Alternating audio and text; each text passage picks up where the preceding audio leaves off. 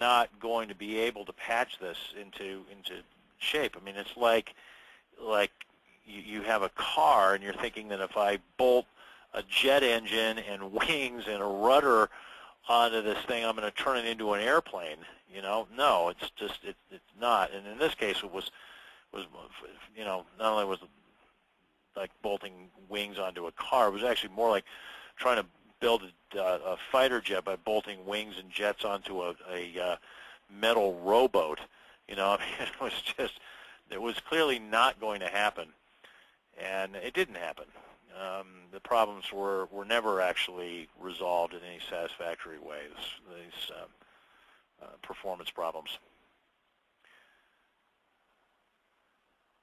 Now, to contrast that with the Internet Appliance Project that I've mentioned throughout here, we started with a spreadsheet, and again, you know, this is very similar. There was a spreadsheet on the IVR project. It's just that in this case, the spreadsheet was used as a guide to server design, and then that server design was turned into a actual simulation, and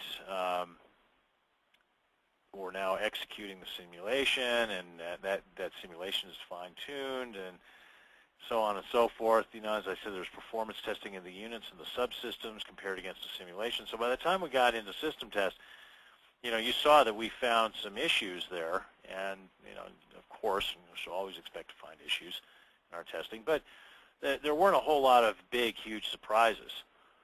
Because we were iteratively improving the models and the tests and working through, you know, gradually filtering out the bugs rather than counting on some big bug-destroying miracle to occur right at the end of the project.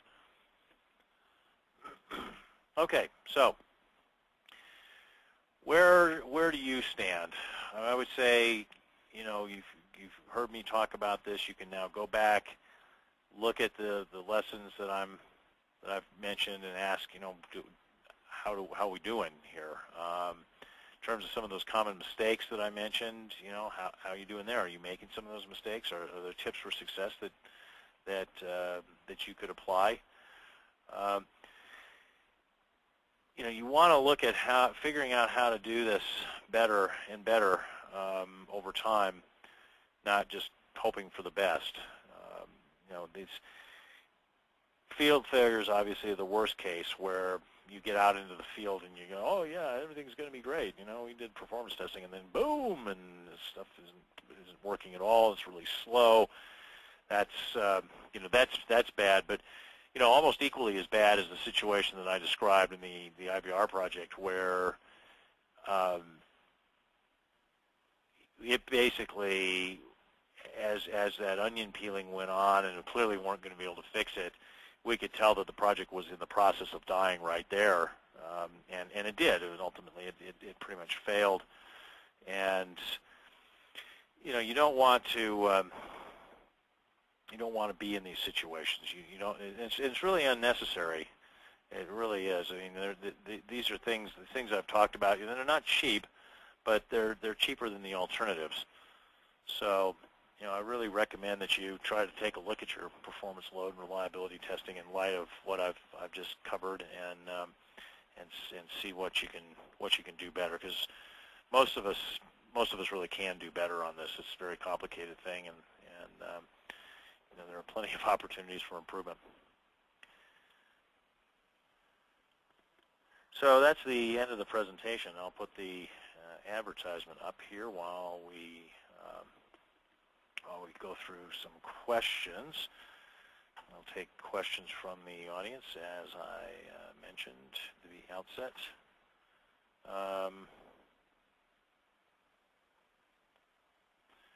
I have a comment here from Amalan, which is one of the more interesting comments. Amalan, you said, "Oh." I guess I caught your attention somehow or another, but maybe I answered your question before you finished the question.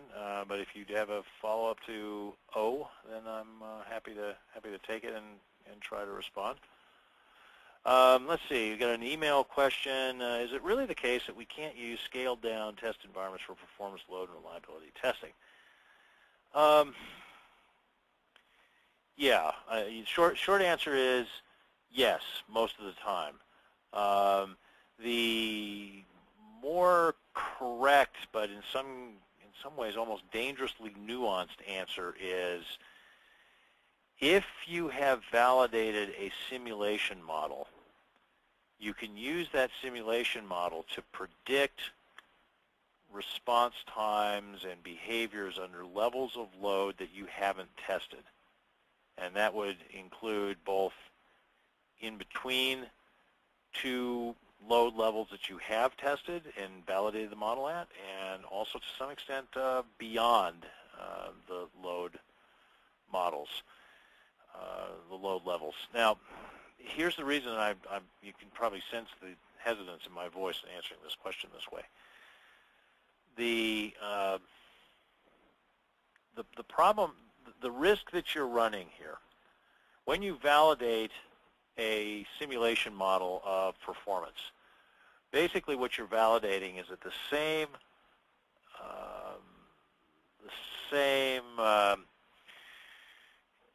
bottlenecks, the same choke points exist in the model as exist in the test environment. So when you run the tests and you look at the results, and the results are in line with the simulations, basically what you're saying is, yeah, the real world and the desired world, these are the expected results of the test, and the predicted world of the simulation all agree about what happens under these particular circumstances, because they all agree about what is going to get choked up.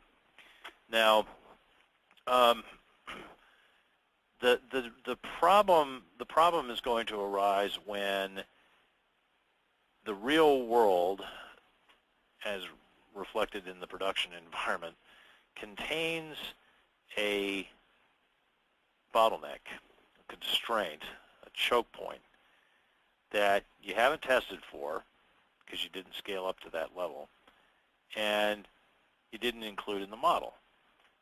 And you wouldn't know that you hadn't included it in the model because it wouldn't have shown up when you validated the model earlier.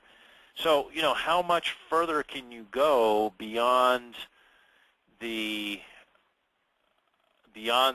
validated level of load in the model? Well, I don't know. That's a really hard question to answer. I would say certainly some percentage, but the further out you go, the more you risk that you're shooting up one of those hockey sticks in the real world, while the model is telling you, no, it's linear, no problem, don't worry about it. So one must be very clever to pull this off. And to quote a great line out of a movie, which I'll paraphrase for reasons that those of you who've heard this line will understand, that there are 1,000 ways to screw it up when you try to extrapolate out from scaled down models. And if you think of 20 of them, you're a genius.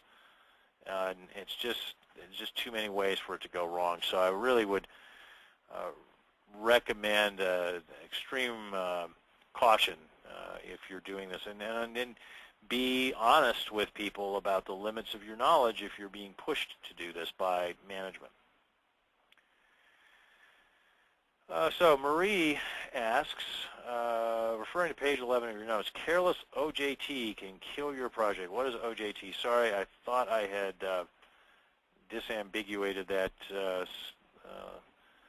acronym there, but I guess I didn't. OJT is on the